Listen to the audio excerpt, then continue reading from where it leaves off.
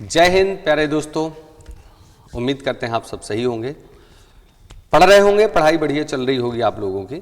और उत्तर प्रदेश सरकार अच्छी खासी सौगात दे रही है इस साल। आप देखिए ठीक ठाक वैकेंसी आ रही है। Uttar Pradesh police, home guard, UP home guard, Uttar Pradesh home guard और साथ ही साथ उत्तर प्रदेश लेखपाल, लगातार वैकेंसी लगी हैं। उधर एसएससी जीडी की वैकेंसी, इधर आरआरबी रेलवे की वैकेंसी, ग्रुप डी की वैकेंसी, बहुत सारी वैकेंसी एक साथ जो है आपके सामने है। अब उत्तर प्रदेश स्पेशल के लिए जो है, उत्तर प्रदेश स्पेशल में जो निकलने वाली वैकेंसी है, सबसे बड़ी समस्या जो उसके सामने आ रही, खैर मटेरियल तो आप लोगों के पास बहुत है, पढ़ाई आप लोग शुरू कर चुके होंगे, ये हम उम्मीद करते हैं, है कि नहीं है। मुख्य रूप से समस्या जो बच्चों को हो रही है, जो हम खुद फेस करते हैं, देखते हैं कि जो बच्चे बताते हैं कि सर क्या क्या समस्या होती हैं। देखो, हर एक समस्या का एक समाधान होता है, वो समाधान मैं आपसे बात करने वाला हूं। तो स्वागत है दोस्तों आपका एग्जाम यात्रा चैनल पर। मैं आशीष तिवारी प्रयाग एकेडमी महोबा से आपके साथ हूं और हम लोग एक नए मुहिम पर निकले हैं। शायद एक दिन हमने चर्चा भी की थी, धुरंधर बैच के साथ हम लोग आने वाले हैं और वो बैच स्टार्ट हो चुका है। खैर रिकॉर्डेड क्लास है, एक दिन में आपको एक आध दिन में मिलने लगेंगे। अलग क्या होने वाला है, आप सब मटेरियल पढ़ ही रहे हैं, ये मटेरियल भी क्यों आपको पढ़ना चाहिए जो हमारे द्वारा उपलब्ध कराया जाएगा, ये कराया जा रहा है। उसका एक कारण है आपके पास में हमारे वीडियो देखने के, और वो कारण ये है कि सिलेबस के अनुसार हमारे वीडियो आना लगातार, या एग्जाम ओरिएंटेड जो है मटेरियल पर हम लोग बात करने वाले हैं, इसलिए आपको देखना चाहिए, जुड़ना चाहिए, है कि नहीं है। फिर आप देखेंगे मटेरियल, उसका कंटेंट का क्वालिटी देखेंगे तो आप खुद समझ जाएंगे, बेहतर होने वाला है। इतना जरूर कहेंगे कि आपकी पढ़ाई में इधर से बहुत ज्यादा सहयोग मिलने वाला है, इसलिए उसके लिए तैयार रहें। खैर, मैं बात करने वाला हूं, थोड़ी सी चर्चा करने वाला हूं जिस पर आप लोग बहुत ज्यादा कंफ्यूज होते हैं, तो ज्यादा आपको भड़बड़ाने की जरूरत नहीं है। यूपी पुलिस के लिए, उत्तर प्रदेश होमगार्ड के लिए ज्यादा इधर उधर माइंड मत दौड़ाइए। 2 से 3 चीजें आप कर लीजिए और यकीन मानिए बहुत शानदार तरीके से आपका सिलेक्शन होगा। और उस पर जो चीजें बताई जा रही हैं उस पर इतना ज्यादा अच्छा काम कर लीजिए, है ना, कि कोई उस आपको हटाने वाला ना हो, अडिग हो जाइए। पहली चीज क्या है, आप पहले इसको देखें। पहली चीज ये है कि जिस भी एग्जाम की तैयारी कर रहे हैं, सुनिए, हम किसी एक एग्जाम की बात नहीं करने वाले हैं, चाहे आप उत्तर प्रदेश पुलिस को ले लें, उत्तर प्रदेश होमगार्ड को ले लें या उत्तर प्रदेश लेखपाल को ले लें, या जो भी आप एग्जाम की तैयारी कर रहे हैं, सबसे पहला आपका काम होना चाहिए उस एग्जाम का आपके पास एग्जाम पैटर्न और सिलेबस होना चाहिए। सिलेबस पहली बात तो ये, सिलेबस पर आपको काम करना है। दूसरा जो आपको काम करना है, सिलेबस के अलावा एक एक डिटेल सिलेबस पर एक एक टॉपिक आपके पास होने चाहिए। दूसरा जो काम करना है वो आपको काम करना है इसके previous year question paper, previous year PYQ, जितने एग्जाम हुए हैं इससे संबंधित उन सब के प्रीवियस ईयर आप क्वेश्चन देख लीजिए। तीसरा काम जो आपको करना है, सिलेबस के हिसाब से आपको क्या करना है, अपना टॉपिक तैयार करना है, एक एक टॉपिक तैयार करना है। अब चाहे वो मैथ हो, चाहे रीजनिंग हो, चाहे हिंदी हो, चाहे वो GK GS हो, सारी चीजों पर आपको धीरे धीरे करके काम करना है। 3 चीजें ये हो जाती हैं, मतलब आपके कॉन्सेप्ट आपको क्लियर करना, चीजों को पढ़ना, कॉन्सेप्ट, है ना। इसके बाद जब आपका सिलेबस ये पूरा हो जाए, हर एक टॉपिक पर लगभग आपकी कमांड बन जाए, या आप उसको पूरा कर चुके हो, 70% 80% सिलेबस करने के बाद आप इनका क्या कर दीजिए, प्रैक्टिस शुरू कर दीजिए। क्या कर दीजिए, चौथे स्तंभ में आता है प्रैक्टिस। क्या आता है, प्रैक्टिस। प्रैक्टिस आती है तो इसकी आप क्या कर दीजिए, प्रैक्टिस शुरू कर दीजिए। और अंतिम जो चरण आता है वो आता है आपका सिलेक्शन का। यकीन मानिए ये बताए हुए जो 4 फॉर्मूले हैं इनको आप फॉलो कर लीजिए, 5वां स्टेप ऑटोमेटिक होने लगेगा। लगातार प्रैक्टिस फिर करनी है, जो है क्वेश्चन सॉल्व करने हैं, ज्यादा से ज्यादा क्वेश्चन सॉल्व करने हैं। अब हम लोग करते क्या है, हमारा शेड्यूल होता है कि पहले हम लोग क्वेश्चन उठाते हैं, प्रैक्टिस पर जुट जाते हैं। यह सबसे गलत तरीका है। यह तरीका आपका समय ले जाता है। जहां आपका 1 साल के अंदर सिलेक्शन होना है वो आपको कम से कम 4 से 5 साल 6 साल तक खींच के ले जाता है। सबसे लेंदी तरीका, पहले प्रैक्टिस करना, बाद में पढ़ाई। पहले पढ़ाई करो, पढ़ाई के साथ साथ एनालिसिस करते जाओ, प्रीवियस ईयर क्वेश्चन पेपर देखते जाओ, और उससे आपको अनुभव हो जाता है। PYQ से क्या होगा, PYQ प्रीवियस ईयर क्वेश्चन से आपको अनुभव हो जाता है कि क्वेश्चन इस एग्जाम में किस लेवल तक पूछा जाता है और उसी के अनुरूप आप इर्द गिर्द घूमने लगिए। मान लो कोई क्वेश्चन पूछा गया जिस टॉपिक से है उस टॉपिक को उठा के उसके इर्द गिर्द घूम जाइए। इस बार कोई क्वेश्चन पूछा गया, अगली बार कोई क्वेश्चन पूछा जाएगा, है कि नहीं? पैटर्न एक ही होता है। तो सबसे बड़ी बात होती है किसी भी एग्जाम के पैटर्न को पकड़ना। कोई भी एग्जाम की तैयारी कर रहे हो आप। अब हम जैसे बात करें यूपी पुलिस और उत्तर प्रदेश होमगार्ड, दो एग्जाम फिलहाल हमारे लगे हुए हैं उत्तर प्रदेश को लेकर के।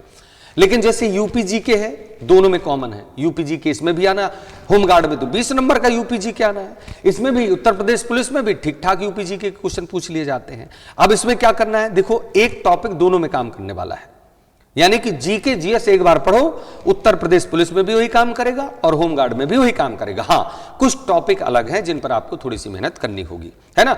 उसके लिए उसमें भी आपको ज्यादा मेहनत नहीं करनी। क्यों? क्योंकि उसके लिए हम लोग धुरंधर बैच लाए हैं।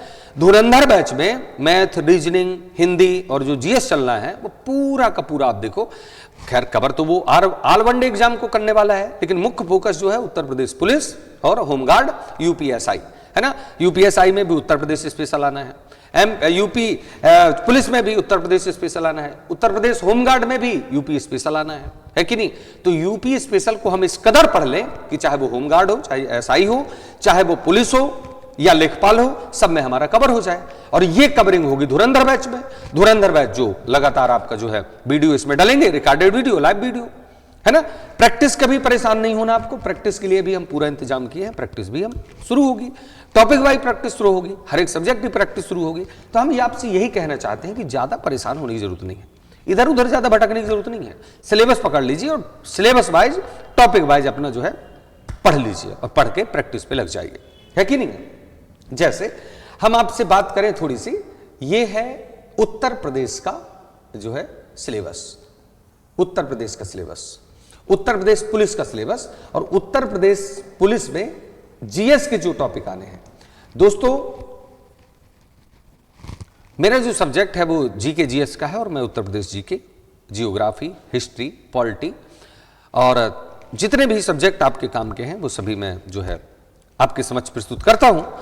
फिलहाल ये यूपी पुलिस का सिलेबस है। आप देखिए इसमें पहले नंबर पर सामान्य विज्ञान है, जर्नल विज्ञान, है ना। जनरल साइंस जो है, सामान्य विज्ञान, साधारण से क्वेश्चन पूछे जाते हैं। उत्तर प्रदेश पुलिस के प्रीवियस ईयर क्वेश्चन यदि उठा के आप देखेंगे तो आप देखेंगे कि साधारण से इसमें जो है कोई बहुत बड़ी इसमें आपको मेहनत करने की जरूरत नहीं है। लेकिन आपको जो है आपका जीव विज्ञान और आपका भौतिक विज्ञान और आपका केमिस्ट्री यानी कि रसायन विज्ञान, इसको आपको सामान्य जानकारी तो होनी चाहिए, इसलिए वो लिख के दे रहा है सामान्य विज्ञान। खैर सामान्य विज्ञान में जैसे लेवल बढ़ता है एग्जाम का, वैसे ही क्वेश्चन की प्रकृति भी बदल जाती है। लेकिन उत्तर प्रदेश पुलिस में इतना हार्ड जो है क्वेश्चन नहीं इससे देते हैं, साधारण तरीके से बात कर लेते हैं, है ना। इसके बाद है भारतीय इतिहास। अब भारतीय इतिहास में आप देखेंगे जो पहले एग्जाम हो चुके हैं उसमें जो है आधुनिक भारत पर थोड़ा सा ज्यादा चर्चा की जाती है, आधुनिक भारत से ज्यादा क्वेश्चन पूछे जाते हैं। आधुनिक भारत के बाद आते हैं कहा मध्यकालीन भारत में सल्तनत काल आप पढ़ लीजिए, मुगल काल आप पढ़ लीजिए, भारत की संस्कृति विरासत पढ़ लीजिए इसी के अंतर्गत, और इससे काम हमारा निकल जाता है। तो जो दूसरा है भारत का इतिहास, क्या भैया, भारत का इतिहास, और पहला है सामान्य विज्ञान। तीसरा जो टॉपिक दिया है भारतीय अर्थव्यवस्था एवं संस्कृति। अब गौर से देखिएगा जरा बात को, भारतीय अर्थव्यवस्था एवं संस्कृति, बहुत सारी चीजें, जैसे भारतीय संविधान, भारतीय इतिहास के बाद भारतीय संविधान भी है, कॉन्स्टिट्यूशन ऑफ इंडिया, संविधान, यहां पर इतिहास, यहां पर भारतीय अर्थव्यवस्था, इकोनॉमिक्स, देखना जरा, भारतीय अर्थव्यवस्था, इस प्रकार के प्रश्न पूछे जाते हैं। अब थोड़ी सी चर्चा मैं आपको यहां ले जा रहा हूं, मैं आपको थोड़ा सा ले जा रहा हूं किस पर, होमगार्ड पर, होमगार्ड के सिलेबस पर, है ना, ये है।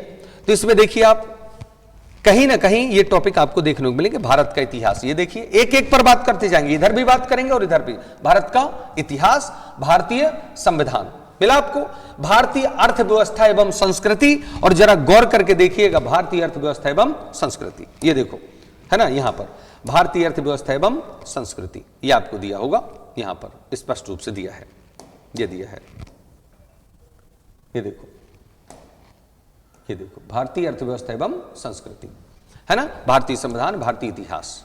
इसके बाद इसमें देखिए जरा, भारतीय कृषि यहां पर है, ये भारतीय कृषि, वही टॉपिक यहां पर दिया गया है, भारतीय कृषि। जब इसमें आप देखेंगे, मैं एक एक कर से आप दिखा रहा हूं, व्यापार जैसे वाणिज्य एवं व्यापार, तो भारतीय अर्थव्यवस्था के अंतर्गत ही एक टॉपिक आता है वाणिज्य एवं व्यापार का, उसके अंतर्गत पढ़ लेंगे, ये भारतीय अर्थव्यवस्था का ही टॉपिक है। कहने का मतलब ये हुआ कि यूपी पुलिस और होमगार्ड के सिलेबस में कुछ खास अंतर नहीं है, बेसिक चीजें वही हैं। अंतर है, अंतर कैसे, जैसे महिला सशक्तिकरण स्पेशल टॉपिक आ गया होमगार्ड में, है कि नहीं है। शासन द्वारा संचालित योजनाएं, ये तो योजना आप पढ़ते हैं, चाहे उत्तर प्रदेश का एग्जाम दे रहे हो या आप सेंट्रल का एग्जाम दे रहे हो, ये तो सब में पढ़ना पड़ता है आपको, है कि नहीं है, शासन द्वारा। इसके बाद शिक्षा, संस्कृति एवं सामाजिक प्रथाएं, है ना, जो आपको इसमें देखने को नहीं मिलेगा स्पष्ट रूप से, लेकिन छुपा हुआ है।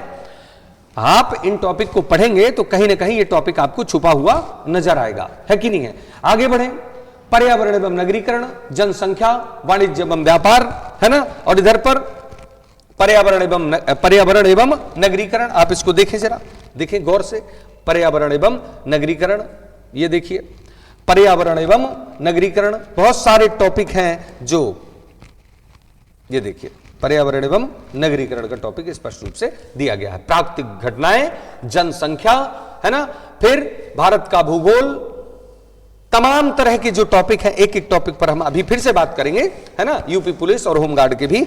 कहने का मतलब दोस्तों ये है हमारा, क्या भटको ना यार, है ना, इधर उधर। लगभग हम यही देखते आ रहे हैं कि जितने बच्चे मिलते हैं, दोस्त मिलते हैं, है ना, इसी तरह की बातें वो करते हैं, तो हमें लगता है कि कहीं ना कहीं जब ये लड़के, पढ़ने वाले लड़के कंफ्यूज हैं, तो आप लोग भी बड़े परेशान होंगे इस बात को लेकर के। इसलिए, है ना, अब लड़के भगते हैं, कहीं ये बैच ऑनलाइन, कहीं वो बैच खरीदते हैं इधर उधर, लेकिन एक बैच को भी पूरा नहीं कर पाते। हम बताएं दोस्त, किसी एक प्लेटफॉर्म को पकड़ लीजिए, कोई एक टॉपिक बाई टॉपिक पूरा जो है आप कंप्लीट कर लीजिए, एक बुक ले लीजिए, उससे प्रैक्टिस कर डालिए, इधर उधर ज्यादा भटकने की जरूरत नहीं है। और कहीं से भी यदि आपको दिक्कत हो रही है, कंफ्यूजन हो रहा है, तो फिर चले आइए, धुरंधर बैच में स्वागत है। इसीलिए बैच जो है आपके लिए बनाया गया है, जो लगातार शुरू होने वाला है, लगातार चलने वाला है कि नहीं है। तो एक बार हम लोग इसकी चर्चा करें सिलेबस पर। खैर सिलेबस आप लोगों ने देख ही लिया होगा यूपी पुलिस का, और ये भी आपने देख लिया कि यूपी पुलिस और होमगार्ड में सिलेबस में कुछ खास अंतर नहीं है। कम से कम इसमें 2-4-10 टॉपिक ऐसे हैं जो भिन्न हैं, उसको हम लोग देखेंगे और टॉपिक बाय टॉपिक हम लोग शुरू करने वाले हैं। तो इसमें देखें आप, जो पहला टॉपिक आपको है सामान्य विज्ञान। सामान्य विज्ञान के बाद यहां पर भारत का इतिहास। जब भारत का इतिहास दिया है तो इसमें तीनों इतिहास की बात की गई है, प्राचीन, मध्यकालीन और आधुनिक भारत। संविधान, अब जब सिर्फ भारतीय संविधान दिया है तो इसमें हम ऐड करके पढ़ने वाले हैं भारत की राजनीति और संविधान, इंडियन कॉन्स्टिट्यूशन और इंडियन पॉलिटी, दोनों मिक्स करके पढ़ेंगे, तब यह टॉपिक कंप्लीट होता है। क्यों? क्योंकि पिछले साल का जो एग्जाम हुआ था, उस एग्जाम में देखें क्वेश्चन तो दोनों से मिश्रित तौर पर देखे जाते हैं। सामान्यतः हम लोग पॉलिटी और संविधान को एक ही मान लेते हैं, लेकिन दोनों के टॉपिक है एक ही, लेकिन टॉपिक वाइज थोड़ा सा कुछ टॉपिक जो है अलग हो जाते हैं, तो उसको भी हम लोग देखेंगे। भारतीय अर्थव्यवस्था एवं संस्कृति, तो हम कह सकते थे कि इस संस्कृति को अलग किया जा सकता था, एक टॉपिक करा जा सकता था, तो ये मान के चलिए कि संस्कृति अलग टॉपिक ही है ना। भारतीय अर्थव्यवस्था को अलग कर दीजिए, इकोनॉमी और इकोनॉमिक्स। भारतीय अर्थव्यवस्था पूरे के पूरे टॉपिक हैं भाई साहब, इसमें 12 से 13 टॉपिक हैं, 12 से 13 टॉपिक आप पढ़ लीजिए, इसके अलावा कहीं पढ़ने की जरूरत नहीं पड़ेगी, है कि नहीं है। और वो मिलेंगे 12 से 12 टॉपिक आपको मिलेंगे धुरंधर बैच में, ज्यादा कुछ हम नहीं बोल रहे। फिलहाल भारतीय कृषि, भारतीय कृषि पर मौसम का प्रभाव, है ना, भारतीय कृषि, मानसून का जुआ, इन सब बातों पर चर्चा करेंगे। कृषि पर क्या क्या प्रभाव पड़ता है, भारतीय कृषि किस प्रकार की है, मानसून का क्या प्रभाव पड़ता है, वर्षा के कारण क्या प्रभाव होता है कृषि में, कृषि कितने प्रकार की होती है, कृषि कैसी की जाती है विश्व में, और भारत में कृषि का अनुपात हो जाता है, भारत में कृषि के नवीन आंकड़े इसी में जुड़ जाया करते हैं जो है, तो भारतीय कृषि को भी हम लोग पूरा देखेंगे। इसके बाद है वाणिज्य एवं व्यापार। क्या भैया? वाणिज्य एवं व्यापार, इसको इकोनॉमिक्स के अंतर्गत ही हम लोग पढ़ा करते हैं, आर्थिक शब्दावलियों के अंतर्गत, और टॉपिक बाय टॉपिक बनाकर इसको पढ़ा करते हैं। जनसंख्या, जनसंख्या, अब जनसंख्या जब से गणना स्टार्ट होती है आप देखो, है ना, 1971 से लेकर के, फिर 1982 से रेगुलर जनगणना से लेकर के, और 2011 की जनगणना, और साथ ही साथ सुनो करंट अफेयर में जुड़ने वाला है। क्यों? 2026 में 2026-27 में जो जनगणना होने वाली है वो भारत की पहली डिजिटल जनगणना होने वाली है, तो उस पर भी जो इफेक्ट बनने वाले हैं उस पर भी हम लोग बात करेंगे। जनगणना पर पूरी बात होगी, जनसंख्या पर भी पूरी बात होगी, जनसंख्या और इसके साथ साथ जनगणना को 2011 की जनगणना को अभी हम लोग पढ़ेंगे। यदि क्वेश्चन उठाएगा तो 2011 की जनगणना के अनुसार ही, क्यों अभी तक कोई जनगणना नहीं हुई है। आगे देखिए, पर्यावरण एवं नगरीकरण साथ में क्यों जोड़ के दे रहे हैं? नगरीकरण का पर्यावरण पर प्रभाव, पूरा प्रभाव तो नगरीकरण का ही है, शहरीकरण का ही है, पूरा का पूरा प्रभाव है कि नहीं है। तो इसमें पर्यावरण एवं नगरीकरण अगला टॉपिक इसमें दिया गया है, इस पर भी हम अच्छी खासी क्या करेंगे, बात करेंगे। और जब उसने पर्यावरण दे दिया तो जरूरी नहीं है उसकी विस्तृत व्याख्या वो करे, विस्तृत व्याख्या अपन को करनी पड़ेगी। पर्यावरण के अंतर्गत जो जो चीजें आती हैं हम सब क्या करेंगे, पढ़ेंगे। पर्यावरण के अंतर्गत प्राकृतिक पठार भी आते हैं, पर्वत भी आते हैं, नदियां भी आती हैं, है कि नहीं है। सब कुछ इसके अंतर्गत पर्यावरण पर पड़ने वाले प्रभाव, पर्यावरण चेंज क्यों हो रहा है, पर्यावरण संबंधित जितने मुद्दे हैं उस पर बात करेंगे, है कि नहीं है। तो पर्यावरण सिर्फ एक टॉपिक ऐसा दिया है, इसमें बहुत सारे छोटे छोटे टॉपिक यहां पर क्या हैं, छुपे हुए हैं, है कि नहीं। जैसे आर्द्र भूमि देखते हैं, है ना, रामसर स्थल देखते हैं, फिर उत्तर प्रदेश और भारत का जो है पूरा प्राकृतिक स्थलों के बारे में हम लोग क्या करते हैं, बात करते हैं। तो ये सारी चीजें आती हैं। पर्यावरण को नुकसान करने वाले कारक, पर्यावरण के जो है फायदा पहुंचाने वाले कारक, हमें पर्यावरण पर क्या काम करने चाहिए, हमारे भी कुछ दायित्व बनते हैं। जैसे इसको पर्यावरण को जोड़ देंगे हम लोग संविधान से, संविधान में स्पष्ट रूप से मौलिक कर्तव्यों को जोड़ देंगे। मौलिक कर्तव्य में स्पष्ट रूप से कहा गया है कि हमें पर्यावरण पर ध्यान देना होगा, उसके बचाने का काम करना होगा हमें और हमारी सरकार को। कहने का मतलब ये छोटा सा टॉपिक दिख रहा होगा लेकिन इतना आसान है नहीं, मतलब जितना छोटा है नहीं, फिर भी हम लोग इसको पूरा करेंगे। भारत और विश्व का भूगोल, ये गड़बड़ कर दिया यहां पर। विश्व का भूगोल, भारत और विश्व दोनों हो गया, मतलब एक विशाल चैप्टर आपके सामने रख दिया उसने, है ना। एक विशालता का प्रतीक है विश्व का भूगोल, इतने हल्के में नहीं लेना। क्यों? क्योंकि विश्व के भूगोल में आप देखो अंतरिक्ष से शुरू होती है कहानी। कहां से? अंतरिक्ष, ब्रह्मांड, ब्रह्मांड की उत्पत्ति भले ही उतना डीपली नहीं पूछा जाता लेकिन टॉपिक तो टच करना पड़ेगा। अंतरिक्ष में फिर आकाश गंगाएं, आकाश गंगा के बाद तारे, तारे के बाद ग्रह, ग्रह के बाद उपग्रह, उपग्रह, है ना। और यहीं पर पुच्छल तारे, क्या भैया, यहीं पर पुच्छल तारे, धूमकेतु, इधर पर क्षुद्र ग्रह, क्या भैया, क्षुद्र ग्रह, उल्का पिंड, उल्कास्म, ये सारी चीजें आती हैं, आकाश गंगा वगैरह आता है। फिर हम लोग इसी के अंतर्गत लेंगे जो है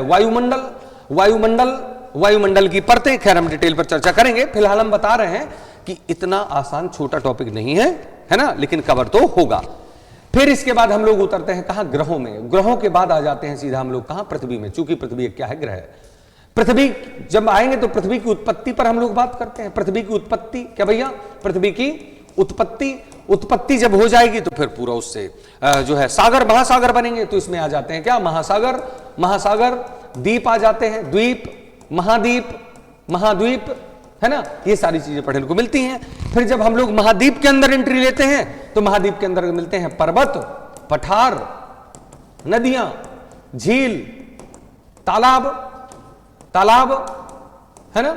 तमाम तरह के प्रश्न मिलते हैं यहां पर। विश्व में जैसे पूछे जाते हैं घास के मैदान, महासागर में घुसेंगे महासागरीय धाराएं, है तो बहुत कुछ लेकिन स्पेशल टॉपिक और सिलेक्टेड उसमें चीजें जो एग्जाम से संबंधित है, यूपी पुलिस, होमगार्ड से आने की संभावना है, उन पर हम लोग क्या करेंगे, बात करेंगे, है ना।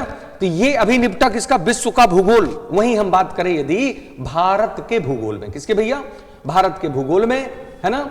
तो पूरा का पूरा भारत भूगोल ही समेटे है, ऐसा समझ लो, सब्जेक्ट वाइज, है कि नहीं है। यहां से शुरू होती है कहानी, कहां से, भारत के सामान्य परिचय से। भारत का सामान्य परिचय होता है, भारत के, फिर इसका बंटवारा होता है, है ना, फिर विस्तार होता है इसका, क्या होता है भैया, विस्तार। फिर आ जाते हैं भौगोलिक विभाजन पर। किस पर आ जाते हैं, भौगोलिक विभाजन पर। और जैसे ही हम लोग भौगोलिक विभाजन करते हैं भाई साहब, भौगोलिक विभाजन में सीधा सा हम लोग एंट्री लेते हैं हिमालय पर। किस पर, हिमालय पर। हिमालय पढ़ते हैं, हिमालय के पूरे पार्ट पढ़ते हैं। हिमालय पार्ट पढ़ने के बाद हम लोग सीधा उतरते हैं भौगोलिक विभाजन में उत्तर भारत के विशाल मैदान पर, यानी कि हम लोग मैदान पढ़ते हैं, मैदानी भाग, उत्तर भारत का विशाल मैदान, पूरा पंजाब से लेकर, उत्तर प्रदेश से लेकर, बिहार से लेकर और पूरा हिमालय की तराई वाला हिस्सा चले जाते हैं। तीसरा फिर पार्ट आता है जो भारत का मुख्य पार्ट होता है, जिसको प्रायद्वीपीय भारत कहा जाता है। क्या कहा जाता है? प्रायद्वीपीय भारत कहा जाता है। प्रायद्वीपीय भारत चूंकि एक पठारी क्षेत्र है, इसके बारे में पूरी चर्चा करते हैं। इसका निर्माण कैसे होता है, प्रायद्वीप का निर्माण कैसे हुआ, है ना, पठारों का निर्माण कैसे हुआ, पठार क्या है, इन पर बड़ी बातें करते हैं। कहने का मतलब इंडियन जियोग्राफी में हम लोग सीधा बात करते हैं किस पर? भौगोलिक विभाजन पर। और जब इसका अंत होता है तो फिर पहुंच जाते हैं तटीय क्षेत्रों में। कहां पहुंच जाते हैं? तटीय क्षेत्रों में। और तटीय क्षेत्रों के बारे में पढ़ते हैं, तटीय क्षेत्रों के बारे में। अब जैसे पठार चैप्टर आया तो भारत के जितने भी पठार है, चाहे वो लद्दाख का पठार हो, चाहे वो रॉयल सीमा का पठार हो, चाहे वो आपका जो है उड़िया पठार हो, चाहे वो आपका दक्कन पठार हो, चाहे वो आपका मालवा पठार हो, चाहे वो झारखंड का छोटा नागपुर पठार हो, चाहे वो शिलांग पूर्वी प्रदेशों का शिलांग पठार हो, गारो खासी जयंतिया पहाड़ियां वगैरह सब कुछ पढ़ा करते हैं, मतलब कंप्लीट पढ़ा करते हैं। थोड़ी सी चर्चा करें, फिर कैसे पढ़ना है इस पर हम बात करेंगे, है कि नहीं, और क्या क्या पढ़ना है। तो ये भारत का भूगोल और विश्व का भूगोल हो जाता है। आप देखो प्राकृतिक संसाधन, अब प्राकृतिक संसाधन जो कुछ हमें प्रकृति से मिला है, तो आधा प्राकृतिक संसाधन तो भाई साहब यहीं से निपट जाता है भारत और विश्व के भूगोल में। क्यों? पहाड़ आ गया, पठारी आ गई, पर्वत आ गए, वन आ गई, वन संपदा आ गई, है ना, सौर ऊर्जा इसी में पढ़ लेते हैं, ऊर्जा संसाधन इसी में पढ़ लेते हैं, तो सब आ जाता है। अच्छा टॉपिक है प्राकृतिक संसाधन, और दोनों में है, इसमें भी और उसमें भी है, दोनों में अपन को क्या करना है? पढ़ना है। अगला जो टॉपिक है वो है उत्तर प्रदेश की शिक्षा संस्कृति। संस्कृति, ध्यान देना, सामाजिक प्रथाओं के संबंध में विशिष्ट जानकारी। जनजातियां भी इसके अंतर्गत पढ़ते हैं, जनजातियों में कौन सी प्रथा फैली है, कौन सा त्योहार, कौन सा मेला, कौन सी जो है अलग अलग, चूंकि संप्रदाय निवास करते हैं, सबकी अलग अलग संस्कृति है, तो उन पर जो है बात करना होता है हमें, जो एग्जाम में पूछा जाता है। फिर है उत्तर प्रदेश में राजस्व, ध्यान देना, राजस्व, पुलिस पर सामान्य प्रशासनिक व्यवस्था किस प्रकार से है। जैसे इधर जो है होमगार्ड से लेकर, कांस्टेबल से लेकर, एआई से लेकर, यूपी एसआई से लेकर, एएसआई वगैरह, टीआई से लेकर इधर एसपी, है ना, एसएसपी, ये पूरी प्रक्रिया एक चलती है ना, सामान्य प्रशासनिक और पुलिस व्यवस्था, उस पर हमें बात करनी होती है। कौन कितने रैंक का अधिकारी होता है, किसकी नियुक्ति कब होती है, ये सारी जानकारी इस टॉपिक के अंतर्गत हम लोग लिया करते हैं। 13वां जो टॉपिक दिया है वो है मानव अधिकार। मानव अधिकार, चूंकि ये मानव अधिकार टॉपिक जो है किसी भी एग्जाम में पूछा जाता है और इतना महत्वपूर्ण हो जाता है भाई साहब, इतना महत्वपूर्ण हो जाता है, क्वेश्चन भी बनाए जाते हैं, है ना। तो यहां से स्टार्ट करेंगे कि आखिर भारत में मानव अधिकार की जरूरत क्यों पड़ी। जब संविधान ने हमें मौलिक अधिकार दे रखे हैं, मौलिक अधिकार लोगों के लिए हैं, तो हमें मौलिक जो है मानव अधिकारों की जरूरत क्यों पड़ती है। मानव अधिकार का क्या होते हैं, कितने प्रकार के होते हैं, कौन कौन सी संस्थाएं इसके पीछे काम करती हैं, इन सब पर बात करेंगे। कौन से टॉपिक पर? मानव अधिकार पर। आंतरिक सुरक्षा तथा आतंकवाद। अब आतंकवाद आ गया मतलब बाह्य सुरक्षा, है ना, और आंतरिक सुरक्षा मतलब पूरी पुलिस प्रशासन। चूंकि दो तरह की सुरक्षाएं होती है, एक होती है बाह्य सुरक्षा, एक होती है आंतरिक सुरक्षा। बाह्य सुरक्षा है वो हमारी पूरी मिलिट्री सिस्टम संभालता है, और जो आंतरिक सुरक्षा है वो हमारी पुलिस सिस्टम संभालता है। तो दोनों को मिलाकर इसमें बात करनी पड़ेगी। आतंकवाद पर भी बात करना है। अब आतंकवाद एक ऐसा वाद है जिससे सब परिचित होंगे, है ना, और क्यों बढ़ रहा है, बढ़ने के कारण क्या है, कौन से देशों में कैसा है, सबको जानकारी है। जैसे हम लोग अभी ले लें पाकिस्तान का नाम लेते ही पहले आतंकवादी आता है कि नहीं, धारणाएं बना लेते हैं। तो हम लोग इसके बारे में पढ़ेंगे जो एग्जाम से संबंधित है। अगला जो टॉपिक है भारत और उसके पड़ोसी देशों के बीच संबंध, ये बढ़िया है। ये समझिए कि जो पीसीएस वगैरह में है, और आप देखें कि यूपीएसआई में जैसे टॉपिक होते हैं, आईआर आपने सुना हो, इंटरनेशनल रिलेशन। इंटरनेशनल रिलेशन में विश्व के तमाम देशों के साथ हमारे भारत के संबंध देखे जाते हैं, क्योंकि हम लोग भारत के निवासी हैं और हमें एग्जाम भारत का ही देना है। तो हमारे देश के साथ अन्य देशों के संबंध कैसे हैं, ये उसमें नहीं रखा गया। ध्यान देना, भारत और उसके पड़ोसी देशों के बीच संबंध, ये थोड़ी सी हमें छूट मिल गई। क्यों? हमारा लेवल जो है पुलिस लेवल का है, इसलिए छूट दे दी गई। भारत और उसके पड़ोसी देश, सब पड़ोसी देशों को हमें सबसे पहले इन्हीं को तैयार करना है। खैर वो अलग बात है कि हम लोग रूस को भी तैयार कर लेते हैं, थोड़ा सा इसी टॉपिक में अमेरिका से भी अपने संबंध स्थापित करवा लेते हैं, इसी टॉपिक में थोड़ा सा हम ईरान इराक से भी अपने संपर्क स्थापित करवा लेते हैं, श्रीलंका के साथ, है ना। लेकिन मुख्य रूप से आप देखो भारत के 9 पड़ोसी देश, जिसमें से 7 स्थलीय सीमा वाले पड़ोसी देश और जो है 2 हमारे समुद्री सीमा वाले पड़ोसी देश, जिसमें से श्रीलंका और मालदीव। तो हमें पढ़ना पड़ेगा श्रीलंका और मालदीव के बीच कैसे संबंध है, श्रीलंका मालदीव के बाद कौन सी संयुक्त परियोजनाएं या योजनाएं चल रही हैं, है ना, हमारा देश उनके कैसे सहयोग कर रहा है, कितना लोन कौन लिए है, क्या क्या सुविधाएं भारत उसको प्रदान कर रहा है छोटे देशों को, या हम लोग श्रीलंका हमें कौन सी जो है सुविधाएं प्रदान कर रहा है, कौन से देश का द्वीप भारत उपयोग कर रहा है, सैनिक छावनी के लिए उपयोग कर रहा है, इन सब बातों पर चर्चा करेंगे हम लोग। किस पर? आंतरिक सुरक्षा तथा भारत और उसके पड़ोसी देशों के बीच संबंध पर। कहानी अभी खत्म नहीं हुई है ना, इसलिए जीएस का टॉपिक होता है। देखिए, इसके लिए हम हमेशा कहते हैं हरि अनंत हरि कथा अनंता, अब कहीं सुनहि बहुविध सब संता। इसलिए ध्यान दें, इसमें आप जीएस में इधर उधर भटकने की भूल ना करना, और यदि आप थोड़ा सा भी भटके, सिलेबस तैयार ना हो पाएगा। सबसे पहला आपका काम होगा सिलेबस पर बात करना, तैयार करना। भाई साहब, सिरहाने फोटोकॉपी करवा के सिरहाने लगा दो, सुबह शाम आपको उनको दर्शन करने हैं सिलेबस के, और देखना है हमें कौन सी चीज जो है तैयार करनी है ना।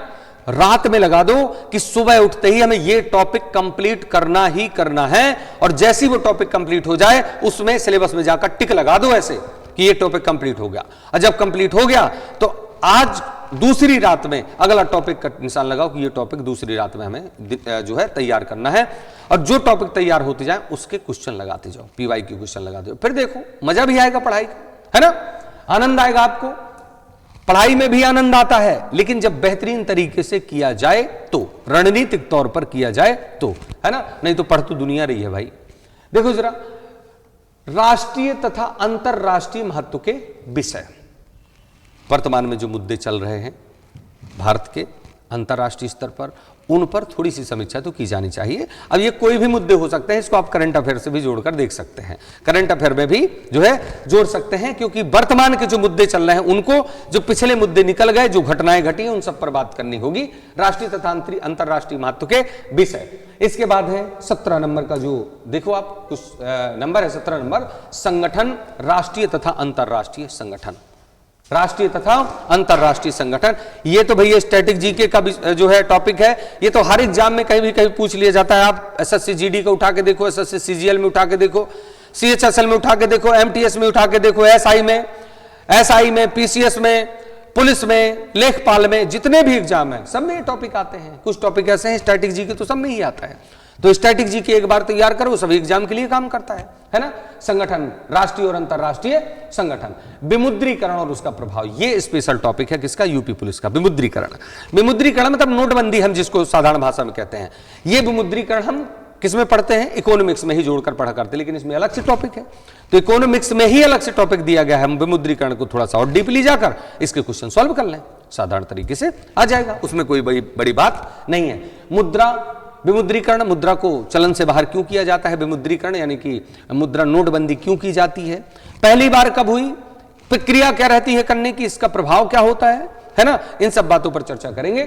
विमुद्रीकरण, उसका प्रभाव, साइबर क्राइम, आज हर व्यक्ति इससे पीड़ित है। साइबर क्राइम से हर व्यक्ति पीड़ित है। हर 3 में से 2 व्यक्ति, एक व्यक्ति साइबर ठगी का शिकार हो रहा है, और उसका एकमात्र कारण है सजग न रहना, सजग न रहना, है कि नहीं? तो इस पर भी बात करेंगे। खैर, साइबर क्राइम पर जीएसटी, वस्तु एवं सेवा कर, भाई साहब एक टॉपिक वहां पर दिया होता है जहां पर हम टैक्सेशन पढ़ते हैं। इकोनॉमिक्स में एक टॉपिक होता है टैक्सेशन का, कर, भारत में कर व्यवस्था, कर व्यवस्था। तो अब चूंकि वस्तु एवं सेवा कर स्पष्ट रूप से दिया है, हमें सिर्फ वो कह रहा है कि आपको क्या करना है, अप्रत्यक्ष कर जो अभी बना था जीएसटी, उसके बारे में पढ़ना है। लेकिन हमें ऐसी गलती नहीं करनी, हमें पूरा सिस्टम लेकर चलना है टैक्सेशन का। आयकर क्या है, निगम कर क्या है, इन सब बातों पर, यहां तक कि टोल टैक्स पर भी हम लोग क्या कर लेंगे, बात कर लेंगे। ये पूरा का पूरा क्या है, टॉपिक दिया हुआ है। अगला देखें, पुरस्कार और सम्मान, स्टैटिक जीके का है, हर एग्जाम में पूछा जाता है। देश राजधानी मुद्राएं, स्टैटिक जीके है, हर एग्जाम में पूछा जाता है। महत्वपूर्ण दिवस, स्टैटिक जीके। अनुसंधान एवं खोज, स्टैटिक जीके। पुस्तक एवं मूर्ति लेखक, साधारण सी बात है, हिंदी में भी पढ़ते हैं, जीएस के अंतर्गत भी पढ़ा करते हैं, स्टैटिक जीके का विषय है। सोशल मीडिया एवं कम्युनिकेशन, ऐसा कोई व्यक्ति नहीं जो इससे बच पाया हो, सभी चलाते हैं सोशल मीडिया, लेकिन वो कैसे काम करता है, उसके प्रभाव क्या है कि नहीं, इन सब बातों पर चर्चा होती है किसमें, सोशल मीडिया कम्युनिकेशन पर। शुरुआत में आप देखो क्या हाल था हम लोगों का, है कि नहीं है। एक चिट्ठी भिजवाने के लिए 4-4 दिन इंतजार करना पड़ता था, कोई यदि खत्म भी हो जाता, शादी विवाह होता था, है ना, 1-1 महीने का समय लग जाता था, किसी के पास चिट्ठी पहुंचती भी थी या चिट्ठी नहीं पहुंचती थी। और आज देखो सोशल मीडिया, है कि नहीं है, व्हाट्सएप, यहां से भेजा और वहां पर पहुंच गया सामने तुरंत, 1 सेकंड का समय भी नहीं लगता है। तो और इससे संबंधित शब्दावलियां जितना पढ़ना पड़ता है, क्यों? क्योंकि हमें ये सिर्फ सोचना नहीं है, हमें ऐसे क्वेश्चन करने हैं जो हमारे एग्जाम की दृष्टि से ज्यादा क्या है, महत्वपूर्ण हो जाते हैं। इसलिए इतने टॉपिक है भैया किसमें, जीएस में। तो जीएस को हवा ना बनाना, ना ही जीएस को अलग अलग टॉपिक में तोड़ कर देखना कि अभी स्टैटिक जीके भी पढ़ना है। भाई साहब पूरा सिलेबस दे रखा है, स्टैटिक जीके भी है, हिस्ट्री भी है, पॉलिटी भी है, इकोनॉमिक्स भी है, सब कुछ तो दे रखा है। इसलिए हमारी बात मानो तो अपना सिलेबस तैयार करके रखना। यदि आपको उत्तर प्रदेश पुलिस में इस बार रैंक लानी है, सिलेक्शन लेना है, तो सिलेबस पर सबसे पहले काम करना, भटकाव की स्थिति नहीं रखना, है ना। अगले जो है टॉपिक में, अगले वीडियो में हम लोग थोड़ा सा बात कर लेंगे किस पर, जो है होमगार्ड के सिलेबस पर। इस पर हम लोगों ने बात किया। अब आप ये तय करेंगे, मैं आपको बता दूं, ये वीडियो हमारा पहला वीडियो होगा आपके लिए। अब आप हमें कमेंट सेशन में बता देना कि इनमें से इतने टॉपिक आपने देखे, कौन सा टॉपिक शुरू करना है ना। कमेंट में हम पढ़ेंगे, देखेंगे, उसके बाद निर्णय लेंगे। और जो भी होगा, जो भी सब्जेक्ट चलेगा, बड़ा धुरंधर चलेगा, तगड़ा चलेगा, यकीन मानिए। और क्वेश्चन वहीं से आएंगे, इतना जरूर हम कहेंगे कि क्वेश्चन वहीं से आएगा। फिर जीएस है, 70 से 80% यदि क्वेश्चन आप कर पा रहे हैं, जो है बहुत बड़ी बात हो जाती है। परेशान होने की जरूरत नहीं है, भटकाव की स्थिति में रखिए, दृढ़ संकल्प होकर के टॉपिक पकड़िए, सिलेबस पकड़िए और अपनी तैयारी पर लग जाइए, समय बर्बाद ना कीजिए। हमारे ऑफलाइन जो है मेन ब्रांच में चल ही रहे हैं, लेकिन यदि आपको यहां आने में असुविधा होती है तो उन लोगों के लिए ही हमने यह सुविधा दी है। घर बैठे आप अपनी तैयारी करिए, जो है एग्जाम यात्रा चैनल के साथ में सारे सब्जेक्ट विषयवार टॉपिक वाइज आपको मिलते रहेंगे। मिलेंगे दोस्तों हम लोग अगली क्लास में अगले वीडियो के साथ। तब तक के लिए जय हिंद, वंदे मातरम। और हां, चैनल अभी शुरू किया है, चैनल को सब्सक्राइब जरूर करें और ज्यादा से ज्यादा इसको क्या करें, शेयर करें। जय हिंद।